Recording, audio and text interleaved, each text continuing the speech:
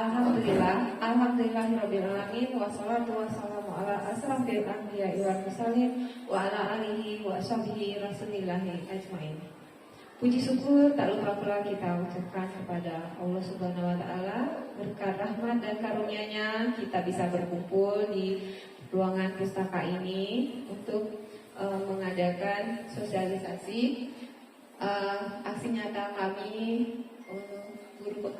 calon guru penggerak angkatan 9. Di sini kami akan mempresentasikan diseminasi budaya positif. Salawat beserta salam tak lupa pula kita ucapkan kepada Nabi besar kita Muhammad Sallallahu Alaihi Wasallam dengan mengucapkan Allahumma sholli ala sayyidina Muhammad wa ala ali sayyidina Muhammad.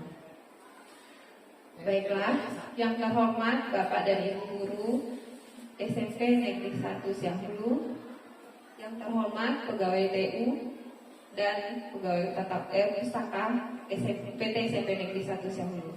Baiklah, di sini perkenalkan dulu saya Mega Elisati sebagai CGP Angkatan 9 dan teman saya Sarina Iria SPD CGP Angkatan 9 juga. Untuk mempersingkat waktu, mungkin akan langsung saja kita presentasikan. Di sini teman saya Sarina akan mempresentasikan tentang budaya positif. Kepada Bu Sarina, dipersilakan. Bismillahirrahmanirrahim. Assalamualaikum warahmatullahi wabarakatuh. Terima kasih saya ucapkan kepada Bapak Ibu yang telah berkenan hadir dalam acara diseminasi budaya positif. Mana Bapak Ibu punya kesibukan, tapi Bapak Ibu masih menyempatkan hadir pada acara diseminasi budaya positif ini.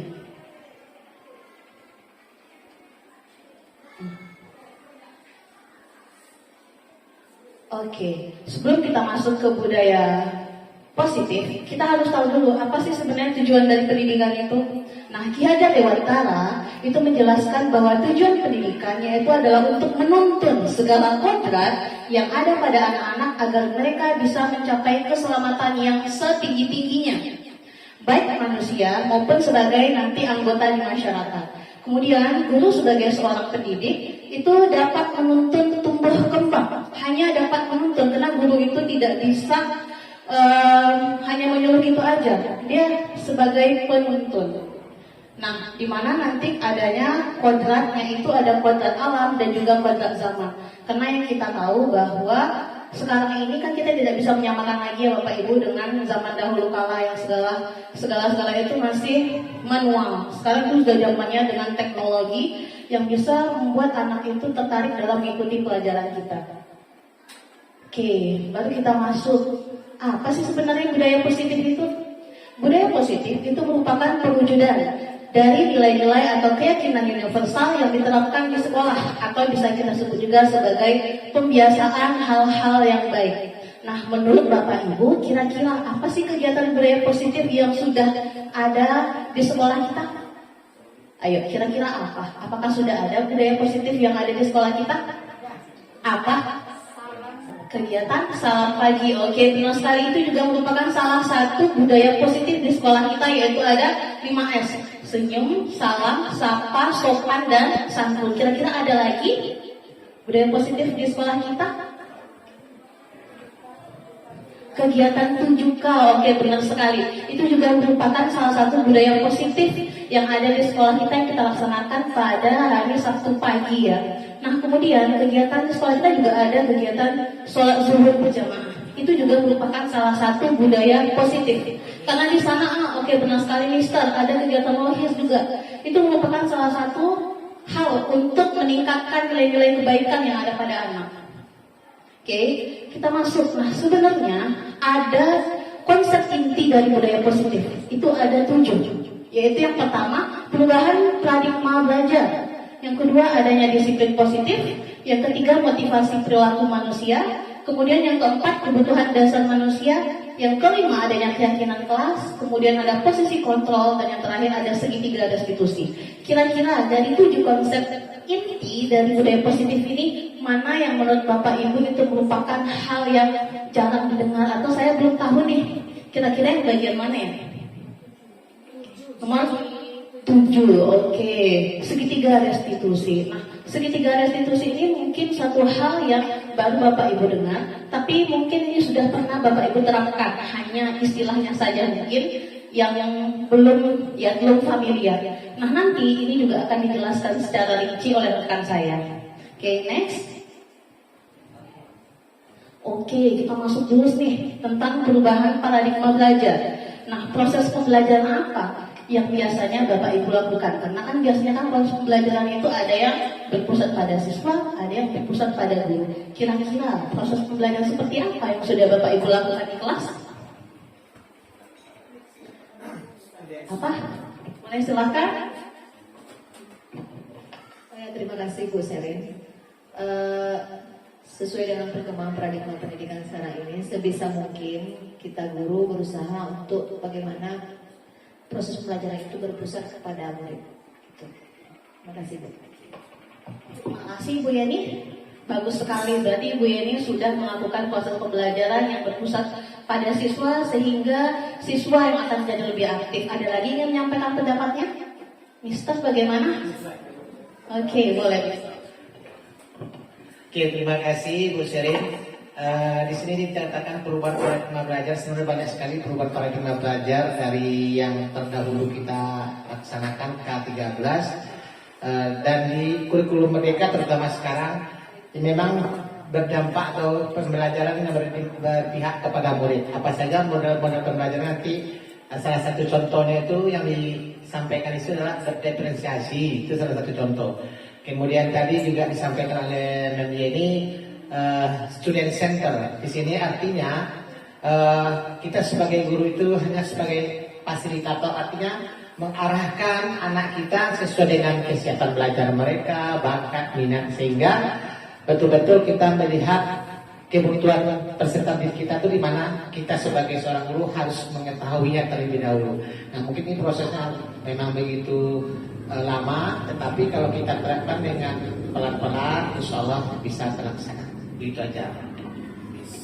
Terima kasih saya ucapkan kepada Mister dan Mbak Yani. Boleh kita aplaus dulu untuk keduanya, karena ini sudah menerapkan proses pembelajaran yang berpihak pada siswa. Nah, seperti tadi sudah sampaikan, sudah dibocorkan sedikit sama Mister, itu sudah ada proses pembelajaran berpihak pada murid, itu contohnya dengan menggunakan model pembelajaran yang berdiferensiasi. Karena kita tahu anak kita itu unik, karena setiap anak itu berbeda. Jadi bagaimana cara kita untuk bisa mengakomodir semua kebutuhan yang ada pada anak didik, yaitu salah satunya dengan menggunakan model pembelajaran yang berdiferensiasi, yang sesuai dengan kebutuhannya, sehingga tahap perkembangan anak itu menjadi lebih baik dan kita dapat mewujudkan profil pelajar Pancasila. Ini yang paling sering kita gaungkan, ada 6 dimensi profil pelajar Pancasila. Oke, kita lanjut lagi. Oke, tentang adanya miskonsepsi ini tentang teori kontrol. Nah, yang pertama, ilusi bahwa guru itu bisa mengontrol murid. Apakah benar guru bisa mengontrol murid? Tidak sepenuhnya. Karena yang bisa mengontrol murid tetap dirinya sendiri. Karena kita berada di pihak luar, tetap itu di diri muridnya sendiri. Kita sebagai guru tidak bisa mengontrol murid. Yang bisa kita lakukan hanya menuntun mereka. Kemudian ada lagi ilusi bahwa semua penguatan itu positif, efektif, dan bermanfaat. Apakah benar semua penguatan positif itu akan bermanfaat? Tidak juga selalu. Bahwa nanti contohnya ketika kita memberikan penghargaan kepada anak, apabila penghargaan kita berikan secara terus menerus, maka nanti akan menimbulkan kebiasaan kepada mereka. Jika suatu saat penghargaan itu kita hilangkan, maka nanti mereka akan menghentikan melakukan kebaikan. Kenapa? Karena itu berasal dari luar dirinya, bukan dari dalamnya. Kemudian ada lagi ilusi bahwa kritik dan membuat rasa bersalah mampu menguatkan karakter. Ini tidak juga. Karena bahkan ada beberapa kritik itu bisa membuat hal yang tidak bagus pada anak itu. Kemudian ilusi bahwa orang dewasa itu berhak memaksa. Contohnya kita sebagai guru, kita bolehkah memaksa anak murid? Tidak. Nah, oke, kita lanjut lagi tentang mengubah paradigma stimulus respon ke teori kontrol. Nah, ada beberapa realitas kebutuhan kita itu sama. Padahal sesungguhnya menurut teori kontrol, realitas kebutuhan kita itu berbeda. Sama seperti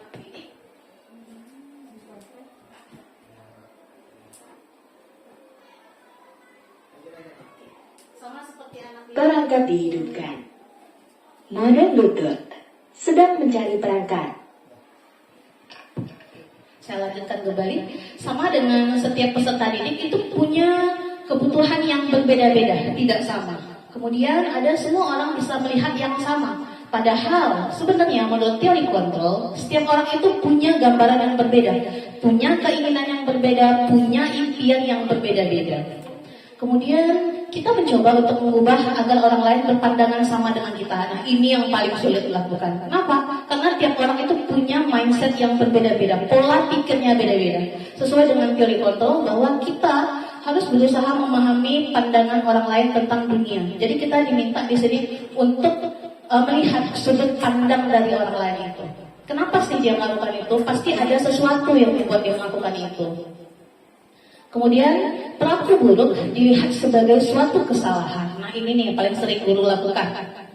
Ketika anak salah, dijudge, oh kamu salah ini. Padahal sebenarnya untuk menurut teori kontrol, itu semua yang mereka lakukan karena punya tujuan. Kita tanya dulu, kenapa kamu melakukan itu? Kenapa? Kita tanya dulu. Nanti baru kita cari solusinya sama-sama. Kemudian orang lain bisa mengontrol saya. Padahal kenyataannya tidak. Yang hanya bisa mengontrol diri kita ya diri kita sendiri. Kemudian saya bisa mengontrol orang lain. Nah, ini dia, kita tidak akan bisa mengontrol orang lain. Kemudian pemaksaan pada saat adanya bujukan yang gagal. Bisa kita sebagai guru nih sudah membujuk anak tapi gagal gitu.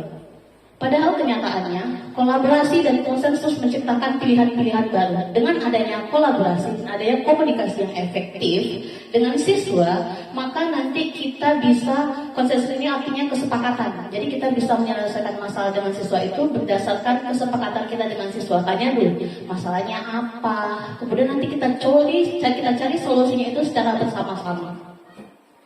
Kemudian model berpikir menang atau kalah. Padahal menurut teori kontrol itu model berpikir itu menang-menang. Atau yang biasa kita dengar itu win-win solution. Jadi tidak ada yang menang kalah, dua-duanya sama-sama menang. Misal ketika guru memarahkan siswa yang terlambat gitu.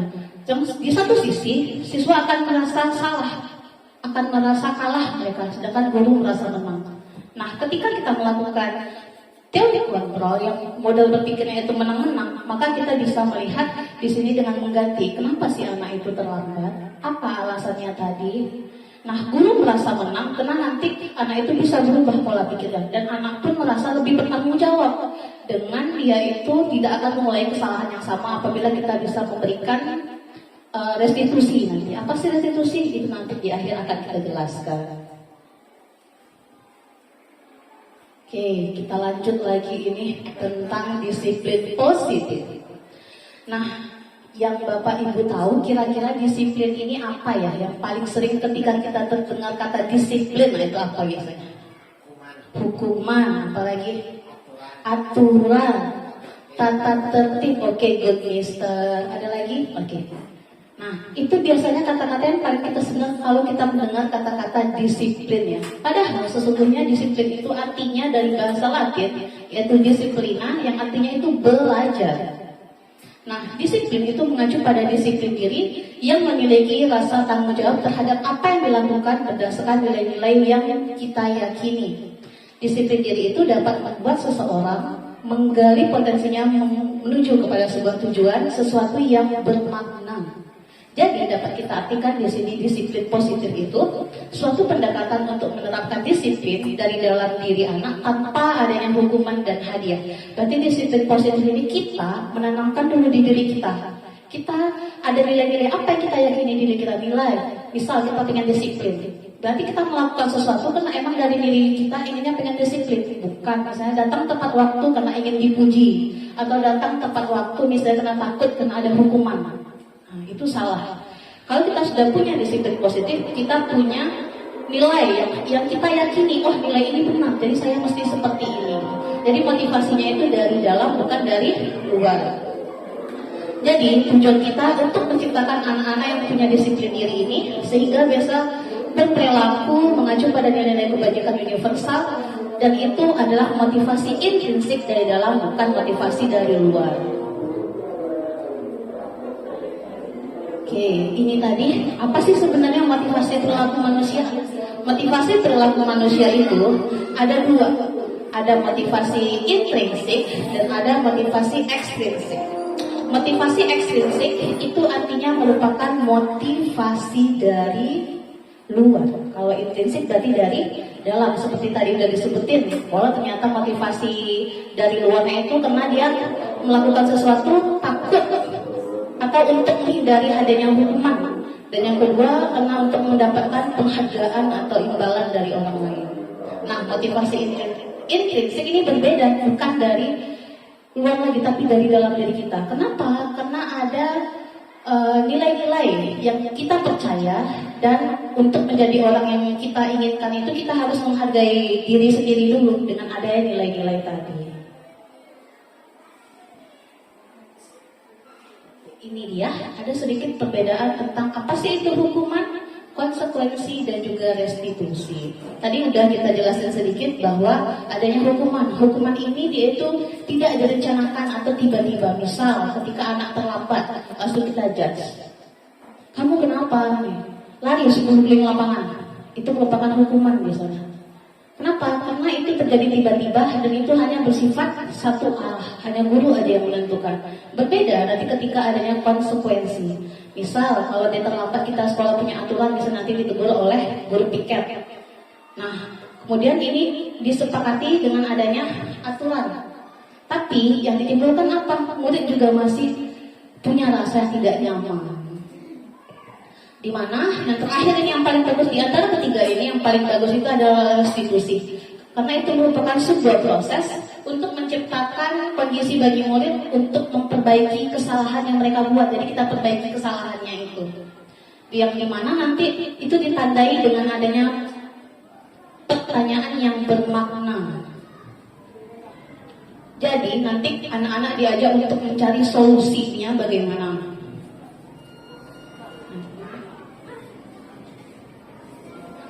Oke, ini sedikit. Misal ini ada contohnya seperti ini. Mencatat 100 kali dalam buku kalimat, saya tidak akan terlambat lagi karena keterlambat sekolah. Kira-kira ini termasuk hukuman atau konsekuensi? Hukuman. Oke, kita cek dulu.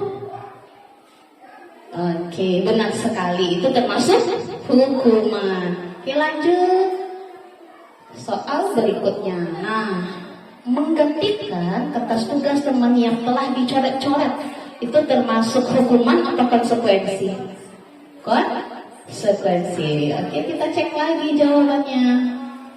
Ya, benar sekali. Berarti Bapak Ibu yang berada di sini itu sangat memperhatikan penjelasan dari kami. Alhamdulillah. Oke, untuk penjelasan berikutnya tentang apa sih sebenarnya kebutuhan dasar manusia itu dan ada berapa sebenarnya kebutuhan dasar manusia ini. Ini akan dijelaskan oleh rekan saya pada Ibu Mega Alisanti, dipersilahkan. Oke, thank you Bu Serina. Oke, baiklah kita masuk ke kebutuhan dasar manusia, di mana kebutuhan dasar manusia itu untuk bertahan hidup ya. Oke, di mana di sini ada penguasaan, kasih sayang dan rasa diterima, ada kebebasan dan kesenangan. Pada kebutuhan dasar manusia untuk bertahan hidup itu biasanya yang adalah yang primer ya. Yaitu contohnya makan, pakaian, tempat tinggal, keamanan dan kesehatan. Itu satu hal yang pokok. Lanjut lagi ke penguasaan. Biasanya ini tergantung dari harga diri, keinginan untuk dianggap, biasanya untuk memimpin, berprestasi, diakui dan didengar. Jadi di sini apa istilahnya, ada emosinya gitu penguasaan ini. Terus lanjut ke kebebasan, di mana di kebebasan ini kebutuhan dasarnya itu yaitu terdiri dari mandiri, memiliki pilihan, mampu mengendalikan arah dirinya. Oke, biasanya anak-anak di sini ada pengen kebebasan gitu, nampak di sini. Terus lanjut kasih sayang dan rasa diterima. Dari kasih sayang dan rasa yang diterima ini ada rasa diterima, dipedulikan, berbagi, kerjasama, menjadi bagian dalam kelompok. Ini yang biasanya anak-anak sepertinya kalau di sekolah kita ada lah ya, yang seperti ini yang diapakannya. Terus ada lagi kesenangan. Ini memang konsepnya anak-anak pengen bermain, antusiasme, humor dan tertawa. Oke? Dan di sini saya langsung masuk ke keyakinan kelas.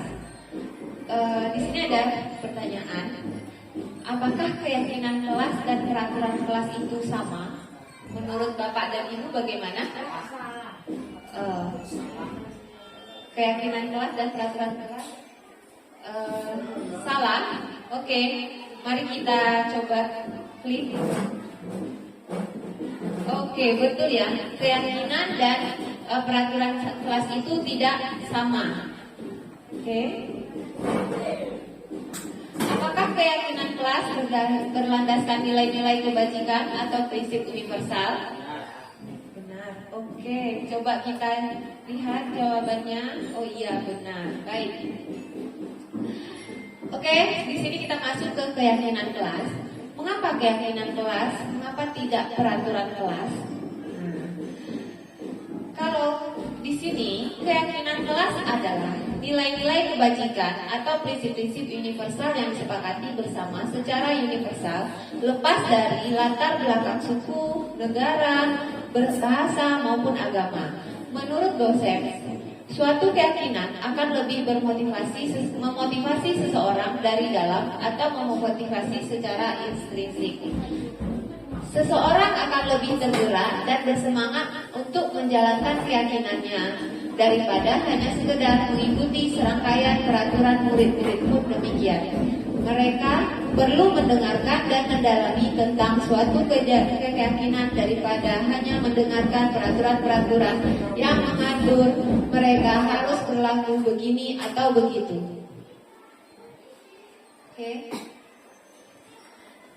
Oke, pembentukan keyakinan kelas. Gimana Bapak Ibu? Apakah sudah ada yang membuat keyakinan kelas? Atau mungkin di sini bikin peraturan kelas? Sudah? Oke, baiklah.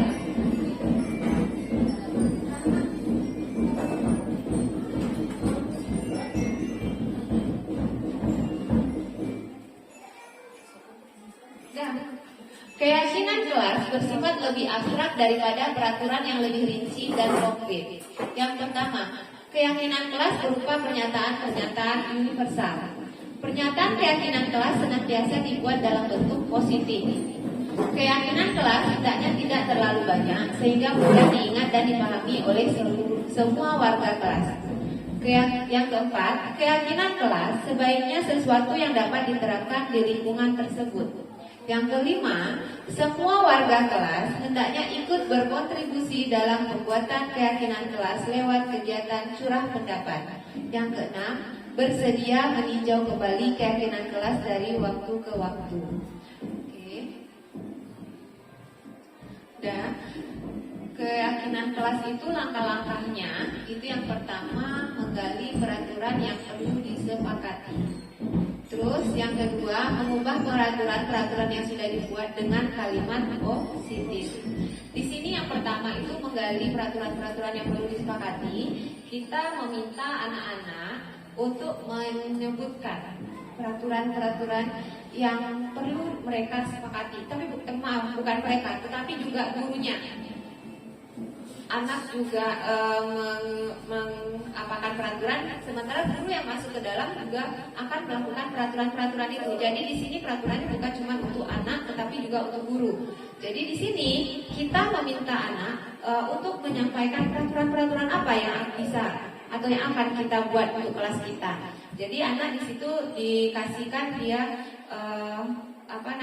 untuk berpendapat, menyampaikan keyakinan apa, peraturan-peraturan apa yang akan dia mau gitu. Setelah mereka menyampaikan peraturan-peraturan apa, habis itu mereka mengubah peraturan-peraturan yang sudah ada dibuat dengan kalimat positif. Misalnya ada tidak boleh datang terlambat ke sekolah. Di situ kan ada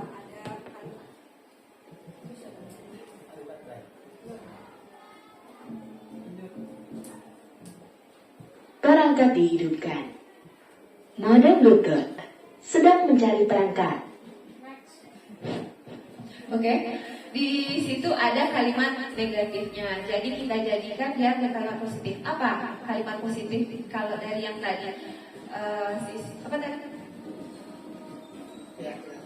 Siswa tidak contoh yang kalimat positif yang tadi saya bilang tadi kan masih tidak siswa tidak boleh datang terlambat ke sekolah. Apa kalimat positifnya? Menurut Bapak Ibu, apa kalimat positif yang bisa kita buat dari kalimat itu? Dari peraturan yang ada itu? Oke, ya. Setiap siswa datang tepat waktu. Jadi di situ kata negatifnya kita hilangkan, kita apakan jadi kalimat dia positif. Kata tidak bolehnya itu kita hilangkan gitu. Oke? Setelah itu kita mencarikan peraturan-peraturan yang sudah dibuat menjadi nilai kebajikan dan keyakinan. Seperti tadi, siswa datang tepat waktu. Itu nilai kebajikan atau nilai keyakinannya apa yang terkandung di dalamnya?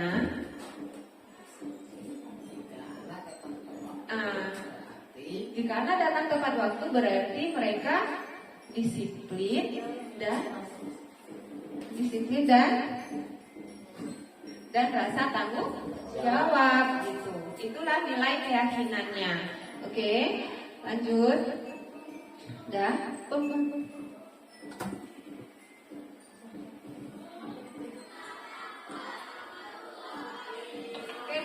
Ini ada pembentukan keyakinan kelas di kelas 7D. Saya coba, walaupun masih ini bisa silahkan Bapak Ibu lihat dulu.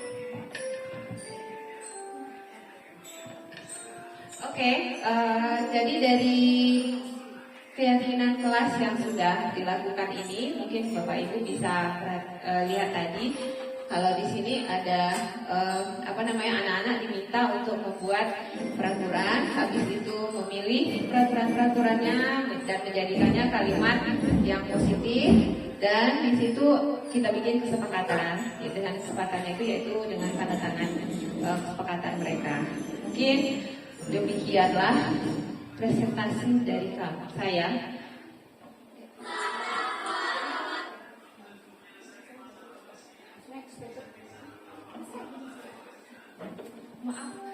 Demikianlah yang presentasi dari saya. Untuk materi berikutnya yaitu posisi kontrol, saya kembalikan ke rekan saya. Silakan Bu Syarina. Terima kasih atas waktunya Bu Mega. Berarti setelah tadi penjelasan dari Bu Mega bagaimana tentang kebutuhan dasar manusia, kemudian tadi tentang proses pembuatan keyakinan kelas. Jadi nanti Bapak Ibu jangan salah lagi bahwa ternyata kesepakatan peraturan itu berbeda dengan keyakinan kelas. Jadi kita namakan keyakinan kelas, bukan kesepakatan kelas. Oke, kita lanjut ke materi berikutnya. Ini tentang 5 posisi kontrol. Nah ternyata ada 5 nih posisi kontrol. Seorang guru itu ada sebagai penghukum, pembuat rasa bersalah, teman, pemantau, dan juga ada manajer. Kira-kira nih di antara 5 posisi kontrol ini, posisi mana yang Bapak Ibu inginkan? Yang diinginkan dulu, kira-kira yang posisi mana ya? Manager. Oke, manager. Kalau nggak mau manager. Mister, how about you, Mister? As a friend. Only a friend? Cuma teman? No. Oke, yang lainnya ada lagi biasanya nih. Pemantau juga bisa. Berarti tergantung sikon kali ya. Bagaimana? Pemantau. Apa? Pemantau juga. Sebagai apa nih suka dari 5 ini nih? Pengen jadi apa? Teman. Oke, kita lihat dulu. Kita simpan jawabannya. Silakan kita lihat dulu video berikut ini. Ini kita lihat tentang posisi sebagai penghukum.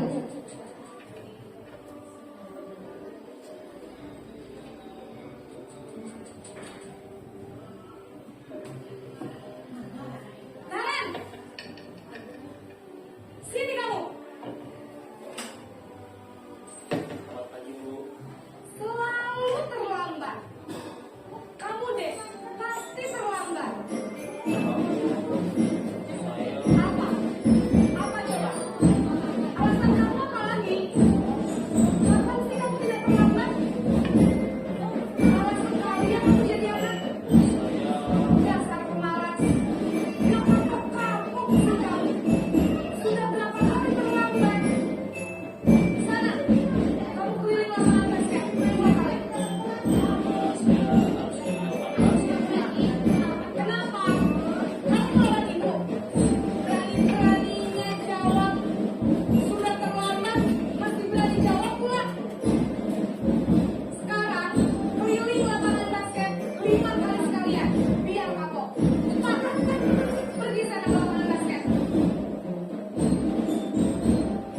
Oke, kira-kira nih kalau kita berada di posisi sebagai penghukum tadi, kira-kira apa ya yang akan dirasakan oleh anak? Kira-kira apa? Kesal, apa lagi? Marah, apa lagi? Kecewa, ya, karena adanya gurunya asik ngomong menghardik aja, salahin lagi gitu ya. Oke, kita lihat lagi nanti posisi kontrol yang kedua. Pembuat rasa bersalah.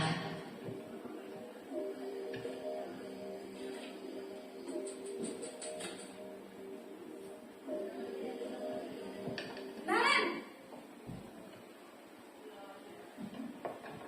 Naren lagi nih. Naren, kamu kenapa terlambat lagi, nak? Ya Tuhan, Naren, kamu senang ya bikin ibu susah ya? Kalau kamu terlambat lagi, nanti ibu yang ditegur bapak kepala sekolah, nak. Disangka ibu tidak bisa membina kamu. Duh, gimana ini? Maaf Bu, Duh, Gusti Naren, kamu suka ya kalau ditegur bapak kepala sekolah? Terus, sekarang ibu harus tulis apa ini di buku absen? Ini kamu sudah sering terlambat loh. Ibu harus apa coba? maaf. Ya sudah, lain kali jangan bikin ibu susah lagi ya, nak ya. Ibu tidak akan kuat lagi kalau kamu begini terus.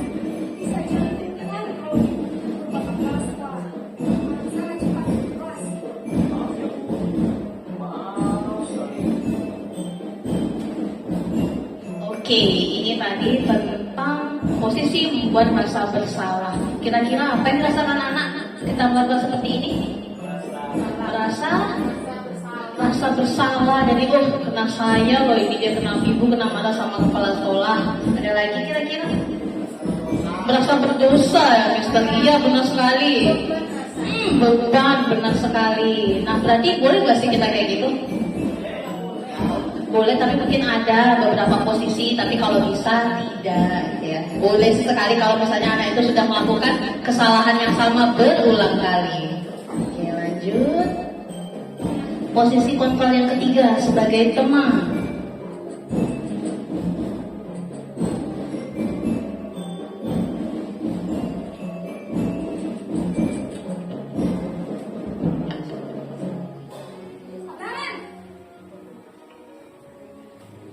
Naren, Naren lagi. Selamat pagi Bu. wah, sudah jam berapa ini, nak? Terlambat lagi ya, sayang. Iya Bu, habis ibu saya lupa menurunkan saya Bu. Kamu malah menyalahkan ibu kamu. Kamu bukannya anak yang larinya paling kencang. Kok terlambat sih? Iya Bu, saya memang terlambat bangun tadi. Jadi biarpun saya lari kencang, tetap gak kejar Bu. Ya sudah sana. Nanti lain kali larinya lebih kencang lagi ya. Biar gak terlambat lagi. Bikin seneng ibu. Demi ibu. Bisa kan? Bisa lah Bu. Ya sudah sana masuk kelas. Ibu beresin urusan absen kamu. Kamu ini ada-ada saja. Ini tadi tentang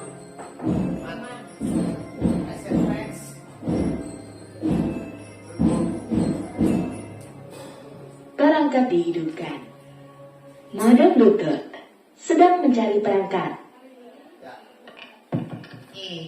Kita lanjut lagi tadi ya tentang posisi sebagai teman. Nah, posisi sebagai teman ini menurut Bapak Ibu tadi apa ya rasa timbulkan sama anak? Rasa senang, apa lagi? Ya, menyampaikan masalah. dia akan menyampaikan masalahnya. Nggak takut ya Mister ya, karena dia nganggap itu is my bestie gitu, temanku ibu ini gitu ya. Oke, kita lanjut. Nih tentang posisi pemantau atau monitor.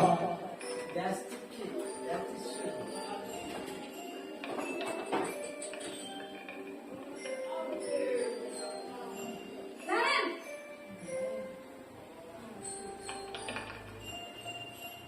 Selamat pagi Bu.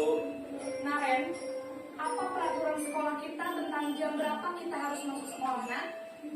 Kita harus di sekolah jam 7 Bu.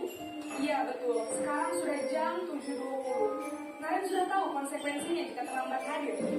Paham Bu, saya harus tinggal kelas pas jam istirahat selama 20 menit. Iya benar, konsekuensinya demikian. Jadi nanti jam 9.30 pas istirahat, kamu harus tinggal di kelas, kerjakan tugas tambahan untuk ketinggalan kamu, ya. Baik Bu. Oke, sebagai pemantau ini dia memantau, tapi dia tetap melakukan namanya konsekuensi. Konsekuensinya masih ada. Nah, bagaimana ini yang terakhir yaitu tentang posisi sebagai manajer.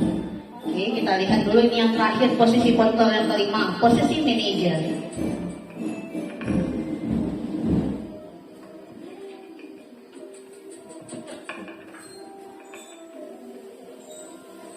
Naren!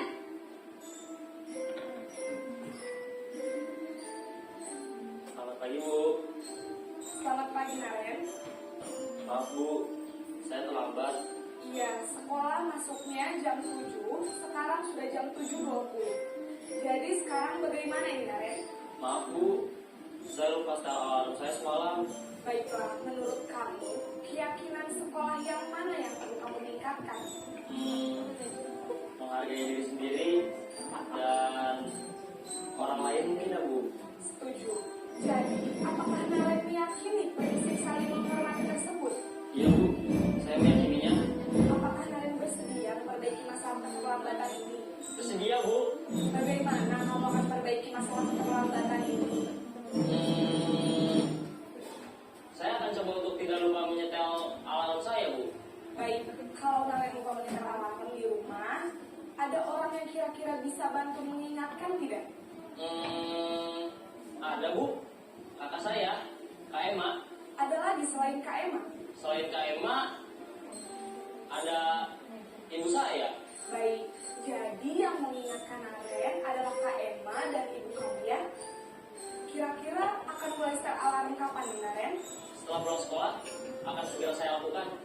Baik, jadi Naren akan setel alarm untuk bangun besok pagi dan akan diingatkan oleh kakak dan ibunda Naren ya.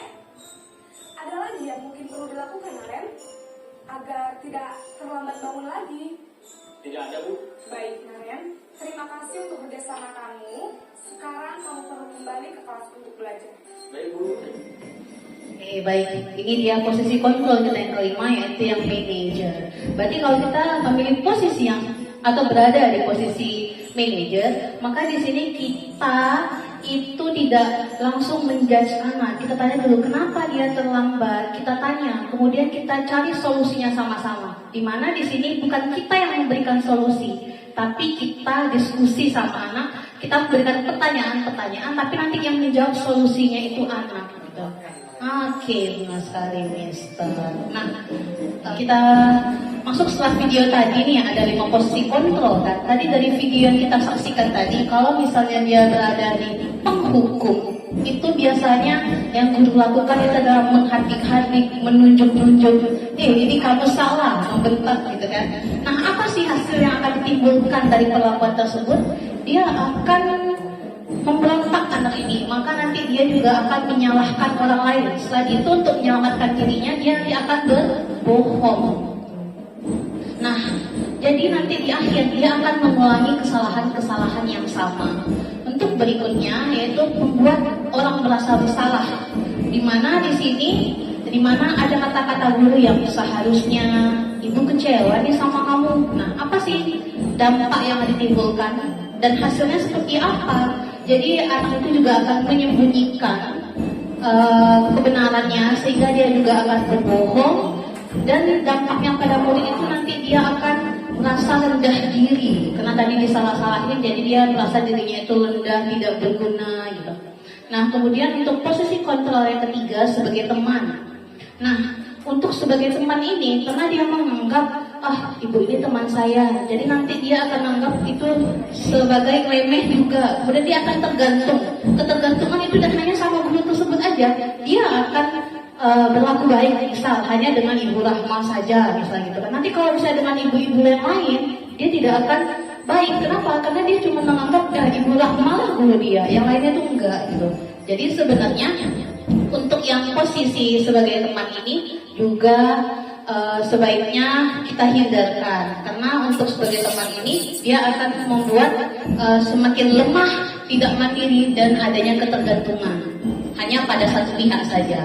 Kemudian lanjut pada pemantau. Nah, kalau pemantau ada kata-kata yang menanyakan apa sih peraturannya gitu. Kemudian dampak yang ditimbulkan apa? Menitik beratkan masih ada ya, masih ada sanksi, masih ada konsekuensi di sini. Kemudian hasilnya nanti dia akan menyesuaikan akan menyesuaikan diri bila dia diawasi. Nah, ini posisi kontrol yang terakhir yaitu sebagai manajer. Nah, di mana hasil yang akan kita dapatkan ketika kita menggunakan sebagai manajer itu akan menguatkan pribadinya. Karena di sini kita menanyakan keyakinan-keyakinan apa yang dia langgar, kemudian bagaimana sih solusi untuk menyelesaikan masalah tersebut gitu. Nah, sehingga nanti itu akan berdampak pada murid, dia bisa mengevaluasi dan bagaimana cara dia untuk memperbaiki ke depannya agar tidak mengulangi kesalahan yang sama. Berarti di antara 5 ini, bagaimana tadi di awal udah bertanya nih, posisi kontrol apa yang diinginkan? Ada yang ingin berubah? Posisinya tadi ada yang jawab teman, ada yang jawab manajer. Sampai video ini masih tetap di posisi teman atau ingin berganti posisi? Tetap pada manajer ya, karena memang di antara 5 posisi ini, posisi yang paling diharapkan ada pada guru itu adalah posisi sebagai manajer. Boleh sedikit kita sebagai pemantau, misalnya kalau kita tidak bisa berada di posisi manajer, tapi mari kita sedikitkan tentang penghukum dan pembuat rasa bersalah. Mungkin sekali, saya pun juga demikian, masih ada melakukan penghukum dan pembuat rasa bersalah, tapi mulai setelah mempelajari modul ini sedikit demi sedikit saya kurangi. Dan kita mengarah ke yang lebih baik, yaitu kepada manajer. Ini tentang posisi kontrol A. Apakah aku patuhi aturan sekolah lalu berdiri di depan kelas sampai jam pulang sekolah? Ini termasuk posisi apa ya kira-kira? Posisi penghukum. Oke, kita lihat checklist. Jawabannya, answernya adalah oke, good. Penghukum. Oke, give plus dulu. Kasih semangat ya. Karena udah siang ya. Wajar nih udah pada ngantuk-ngantuk ini ya. Kemudian lanjut lagi tentang ada berikutnya nih. Berapa kali harus memberitahu kamu? Ibu kecewa sama kamu. Ini masuk posisi sebagai apa? Sebagai pembuat rasa bersalah. Oke, give applause lagi buat yang di sudut sana. Oke, pembuat rasa bersalah ya. Lanjut. Oke, ayo dong ikuti aturan sekolah. Tolong bantu ibu yang sekali ini aja. Masuk ke teman. Oke, jawaban Bu Rahma teman lagi kita lihat. Oke, give applause untuk Bu Rahma. Oke, berarti sangat memahami materi. Alhamdulillah. Nah, kemudian kamu sudah melanggar aturan sekolah. Kamu tahu konsekuensinya? Setelah selesai upacara, beli atribut ke koperasi sekolah dan jangan diulangi lagi. Kira-kira ini masuk ke posisi? Ayo, posisi apa ya? Ayo, posisi pemental. Oke, kita lihat lagi jawabannya. Oke, good. Give applause lagi. Benar, sebagai pemantau ya, karena ada dia konsekuensi di sana yang dia lakukan. The last question. Oke, kamu tahu apakah kesalahan kamu? Kira-kira bagaimana? Oke, belum selesai soalnya jawabannya sudah ya, benar. Oke, kita lihat benar sekali sebagai manajer, karena dia memberikan pertanyaan-pertanyaan. Oke, ini untuk apa sih tadi kita sering bahas segitiga restitusi. Kata dari 7 tadi, ini yang paling banyak yang belum paham karena masih familiar ya, belum familiar kata-katanya. Nah, penjelasan tentang materi ini tentang segitiga restitusi akan dijelaskan oleh rekan saya kepada Ibu Mega. Dipersilahkan. Oke, terima kasih Bu Sarina. Baiklah, kita masuk ke materi segitiga restitusi. Sebenarnya segitiga restitusi ini namanya aja mungkin yang baru kita kenal, tetapi apa yang sebenarnya langkah-langkahnya mungkin sudah pernah dilakukan sama ibu-ibu atau bapak-bapak semua. Baiklah, segitiga restitusi ini adalah proses menciptakan kondisi bagi murid untuk memperbaiki kesalahan mereka. sehingga mereka bisa kembali pada kelompok mereka dengan karakter yang lebih kuat. Restitusi juga merupakan proses kolaboratif yang mengajarkan murid untuk mencari solusi untuk masalah mereka. Kira-kira ada tadi kan sisi kontrol yang 5. Dari yang itu tuh kira-kira yang posisi kontrol mana yang masuk ke dalam segitiga restitusi ini kalau dari pengertiannya ini? Oke, berarti sudah paham nih ibu-ibu sama bapak-bapaknya. Oke, pada segitiga restitusi ini kita ada 3 tahap. Yang pertama, kita menstabilkan identitas. Oke, yang kedua, validasi tindakan yang salah. Terus yang ketiga, menanyakan keyakinan. Oke, lanjut next. Oke, yang pertama yaitu menstabilkan identitas. Yang pertama, berdasarkan prinsip membuat kesalahan adalah sebagian dari proses pembelajaran. Ya enggak? Sering enggak kita dengar sebagai manusia biasa itu kita memang pernah melakukan kesalahan? Pernah enggak dengar bahasa itu? Pernah enggak Bapak Ibu? Ya. Di situ kita bisa meyakinkan. Kita berdasarkan prinsip itu kita bisa meyakinkan kepada anak didik kita untuk kata-kata itu kalimat itu sebagai penguatan. Di sini lanjut yang kedua, kita menggeser identitas murid dari gagal ke sukses. Terus yang ketiga, jangan mengkritik murid yang sedang mengalami identitas gagal. Contoh yang pertama, berdasarkan prinsip itu pernyataannya membuat kesalahan sesuatu yang wajar. Oke, di saat anak itu melakukan kesalahan, mungkin kita bisa mengasih pernyataan kalau membuat kesalahan itu adalah sesuatu yang wajar. Yang keduanya, manusia tidak ada yang sempurna. Benar gak? Pernyataan itu benar tidak? Oke, kita bisa memperbaiki masalah ini. Itu mungkin pernyataan yang bisa kita ucapkan juga. Yang keempat, tidak menanyakan masalah, tetapi fokus untuk memperbaiki. Jadi di sini kita pengennya itu memperbaiki kesalahan dia, jangan mengungkit kesalahan. Yang kelima yaitu apakah saat ini kamu tengah menjadi orang yang baik untuk dirimu sendiri. Mungkin itu pernyataan-pernyataan yang bisa kita ucapkan pada menstabilkan identitas. Mungkin tadi di posisi kontrol yang manajer itu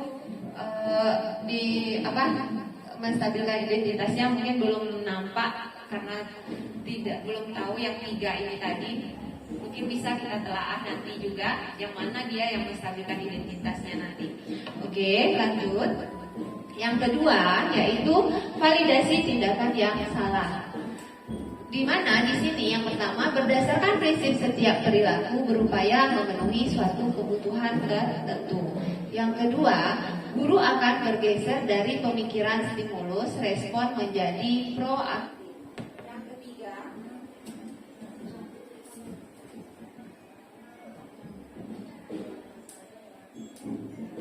perangkat dihidupkan. Modern Looker sedang mencari perangkat.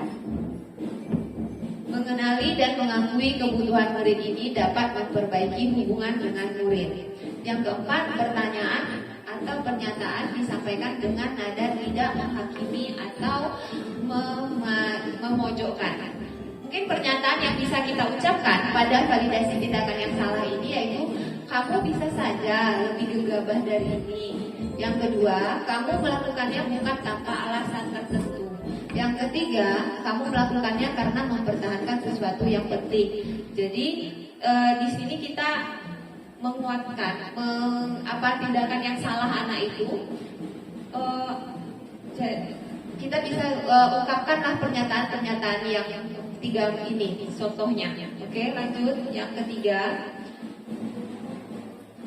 menanyakan keyakinan. Di mana menanyakan keyakinan ini kita termotivasi intrinsik di situ. Tadi kita belajar motivasi intrinsik.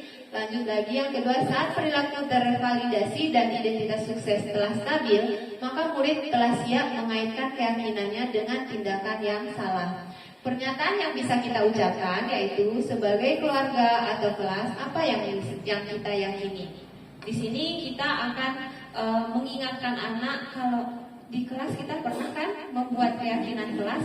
Jadi keyakinan mana yang kamu langgar? Nah itu yang ditanyakan sama tadi yang manajer yang tadi ada itu ya kalimat itu tadi. Yang keduanya nilai-nilai apa yang telah kita sepakati? Itu lanjut seperti apa gambaran sebuah kelas yang ideal bagi kamu? Yang keempat, kamu ingin menjadi orang seperti apa? Mungkin itu pernyataan yang bisa kita tanyakan pada saat menanyakan keyakinan si anak yang melakukan kesalahan.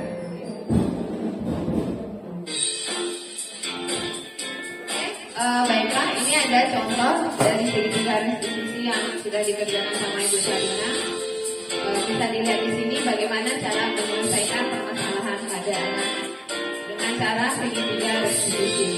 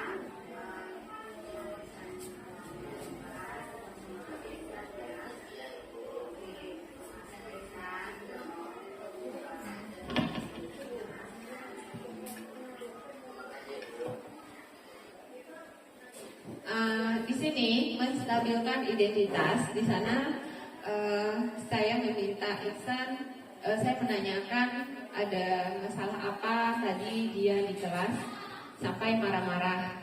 Nah, di situ Iksannya menjawab kalau dia marah karena tugas-tugasnya dicontek. Terus kalau bisa tadi ada dengar gak dikit kalau yang saya sebutkan yang lainnya juga tentang ini validasi tindakan yang salahnya. Ada dengar gak tadi? Ada apa? Ada.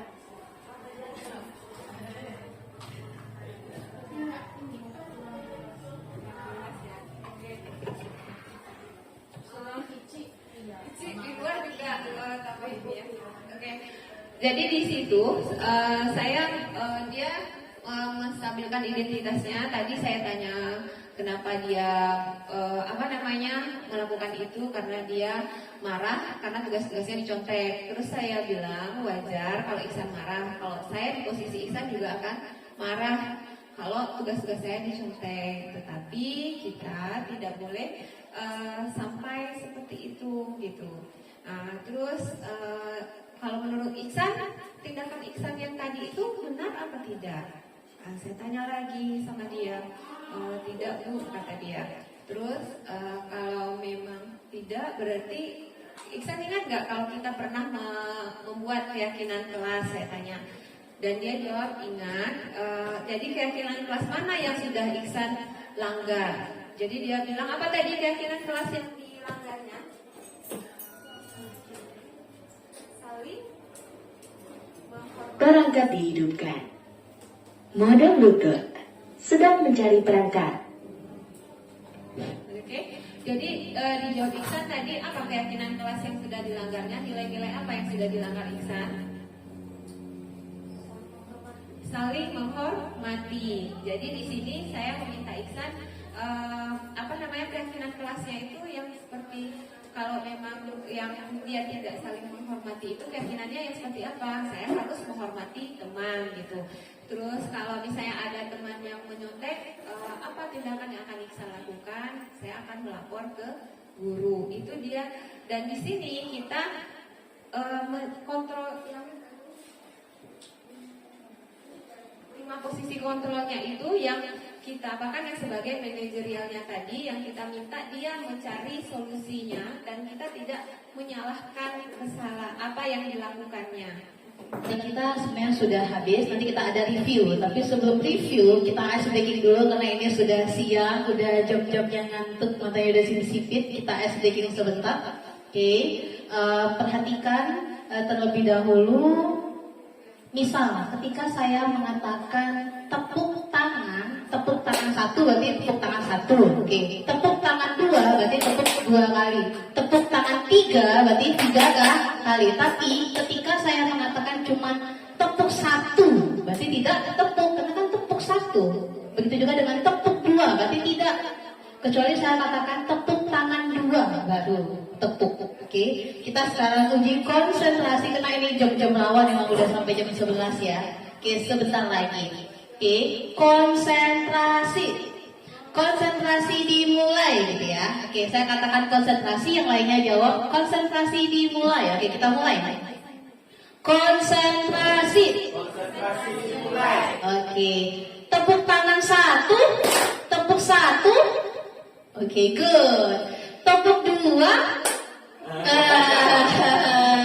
Karena dia mesti tepuk tangannya. Oke, kita ulang lagi ya. Konsentrasi. Konsentrasi dimulai gitu jawabannya. Ketika saya mengatakan konsentrasi, yang lain jawab konsentrasi dimulai. Oke. Konsentrasi. Konsentrasi dimulai. Oke, good. Tepuk 1. Harusnya apa? Oke. Tepuk tangan 2. Tepuk 1. Tepuk tangan 1. Good, oke. Terima kasih Bapak Ibu. Berarti ini sudah kembali berkonsentrasi, oke. Yang terakhir, kegiatan kita yang terakhir adalah review.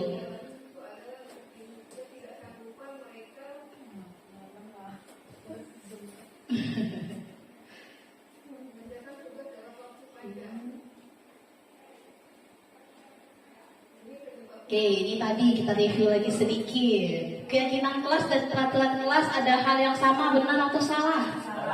Salah. Oke, good. Next, keyakinan kelas berlandaskan nilai-nilai kebajikan atau prinsip universal. Benar apa salah? Betul apa salah? Ayo. Ini udah apa salah ya kira-kira? Gak apa-apa, ini kan review kita. Jadi apa jawabannya? Ayo, harus konsisten dengan jawabannya. Oke, ada yang jawab salah, ada yang jawab benar. Kita lihat jawaban yang sebenarnya. Dari yang benar. Karena dia keyakinan kelas itu berdasarkan nilai-nilai kebajikan yang universal. Oke, kira-kira nih apa nilai kebajikan atau keyakinan yang ingin diangkat dari peraturan berikut ya? Kira-kira menggunakan helm saat mengendarai motor, kira-kira nilai kebajikan apa yang ada di sana ya? Ayo, ada yang tahu? Oke, good, bintang ya Naya? Oke, katanya adalah keselamatan. Oke, good, applause untuk bintang di laut ini, benar sekali. Oke, next. Membuang sampah pada tempatnya, kira-kira ini masuk apa ya? Perilaku yang baiknya apa ya kira-kira? Kebersihan. Oke, good. Namanya nggak tahu nanti kepoplos dulu deh. Ya, lupa namanya. Oke, benar. Itu adalah nilai menjaga kebersihan. And the last, tentang dilarang menggunakan kata-kata kasar. Itu kira-kira apa ya? Dari kebajikan apa? Sopan santun. Nanti kita lihat dulu jawabannya. Oke, hampir mendekati ya. Sopan itu kan sudah termasuk sikap positif atau sikap hormat. Oke, untuk sesi berikutnya ini boleh dilanjutkan dengan Ibu Mega. Oke. Ini urutkan langkah-langkah utama dalam menetapkan keyakinan kelas serta pendalamannya. Oke, apa-apa aja tadi? Yang pertama, yang mana rasanya? Munculkan peraturan. Oke, iya. Oke, betul. Yang kedua yang mana ya rasanya?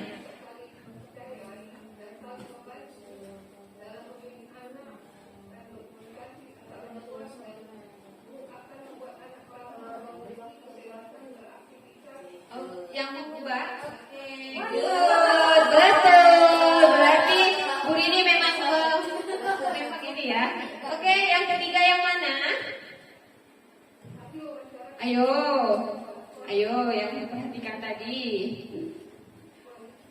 Berdiskusi memunculkan peraturan yang berlaku di taati warga kelas. Tapi itu yang pertama, Bapak. Oh, yang mana? Oh, yang nomor 1 yang sebelah kiri. Oke, mari kita lihat. Oke, berubahnya mencarikan peraturan-peraturan menjadi nilai kebajikan. Jadi yang setelah kita apakan kalimat positif, kita jadikan dulu, kita carikan peraturan-peraturan menjadi nilai-nilai kebajikan atau keyakinan kelas. Lanjut yang keempat yang mana ya? Oke, betul. Siapa namanya saya nggak tahu juga. Kasih oplos. Yang keempat, oke, betul. Yang kelima mana lagi? Berdiskusi mengenai peran ya. Oke, betul. Yang terakhir yaitu meninjau ulang keyakinan kelas dari waktu ke waktu. Jadi kalau misalnya ada yang perlu direvisi, itu boleh saja. Jadi tidak mesti harus 1 tahun keyakinan kelasnya itu aja, tidak. Kalau rasanya tidak tidak jalan keyakinan kelasnya itu boleh diulang lagi membuatnya. Lanjut kita. Ini ada 5 kebutuhan dasar manusia. Ayo, yang pertama siapa yang bisa? Kesenangan. Oke, betul Pak Kamal, kesenangan. Yang kedua? Cinta dan kasih sayang. Yang ketiga? Ini guru olahraga ya? Kebebasan. Oke, kebebasan. Iya, betul Pak Kamal. Yang keempat? Oke, tunggu. Yang keempat apa tadi? Dila. Keempat. Keempat dulu, jangan yang kelima dipikirkan, yang empat dulu pikirkan.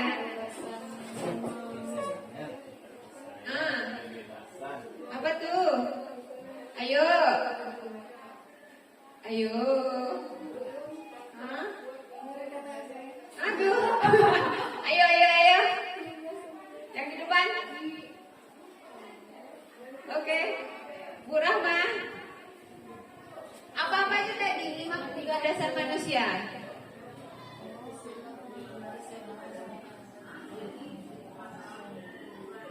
Dia mau jadi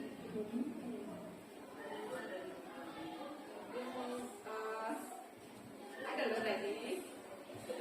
Ini tambah lah, bro. Lima lebih banyak. Jadi pemimpin dia pengen di apa namanya? Kepatuan. Diakui. Penguasaan dia ini. Oh iya baru. Oke deh yang kelima. Aduh, jadi depan, bro. Apa? Ayo yang kelima. Pasti lagu hidup. Wah, ya itu. Oke, kita tengok wilayah yang keempat dan kelima ini kayaknya susah sekali. Yang pertama kesenangan, betul tadi. Yang kedua cinta dan kasih, sayang. Yang keempat kebebasan. 4 penguasaan. Yang kelima bertahan hidup. Itu kan yang pertama tadi sebenarnya. Yang bertahan hidup ini, oke? Yang pokoknya kita ada makan tadi, rumah, gitu, oke? Dan kesenangan itu kebutuhan untuk merasa senang, cinta dan kasih sayang, kebutuhan untuk diterima, memberi dan menerima kasih sayang, berkoneksi juga, kebebasan, kebutuhan akan pilihan, kemandirian, ekonomi. Sementara penguasaan, kebutuhan pengakuan atas kemampuan prestasi diakui, ada rasa pengen juga jadi pemimpin gitu. Terus yang ini kebutuhan fisiologis, rasa lapar serta psikologis, rasa aman. Dan yang terakhir pertanyaannya, ada 3 tahapan dalam melakukan restitusi yaitu apa aja? Mana yang pertama ini? Menstatuskan identitas. Oke, betul sekali Pak Gama. Menstabilkan identitas. Kasih tepuk tangan dong buat Pak Gamanya. Oke, yang kedua. Menanyakan keyakinan. Katanya itu yang ketiga. Jadi yang kedua apa? Validasi. Oke. Nah, yang kedua ini baru yang ketiganya menanyakan. Oke, aplaus untuk kita semua dulu. Oke, bisa ditutup yang tutup. Oke. Iya. Pas timing kita ya Bapak Ibu, kita sudah menyampaikan materi, kemudian tadi ada sesi tanya jawabnya, kemudian ada ice breaking, kemudian kita sudah ada review materi kita. Nah, dari penyampaian materi kami tadi dari awal sampai akhir tentang budaya positif, kami harapkan dari pemaparan berbagi pemahaman tentang budaya positif menambah pengetahuan Bapak Ibu tentang apa itu budaya positif dan apa aja konsep inti dari budaya positif, sehingga nanti di kelas Bapak Ibu bisa menerapkan budaya positif. Jadi kita sama-sama belajar, sama-sama berubah ke hal yang lebih baik. Nah, saya juga ingin mengucapkan terima kasih banyak kepada Bapak Ibu yang telah meluangkan waktunya dari awal sampai akhir kami menyampaikan materi ini. Saya ucapkan ribuan terima kasih. Kesalahan itu datangnya dari kami. Mohon maaf jika ada kesilafan, kemudian ada kata-kata yang hilaf ketika menyampaikan materi dan maupun bercanda. Kami sebagai pemateri mohon maaf jika ada kesalahan, dan kami akhiri dengan Assalamualaikum warahmatullahi wabarakatuh. Waalaikumsalam.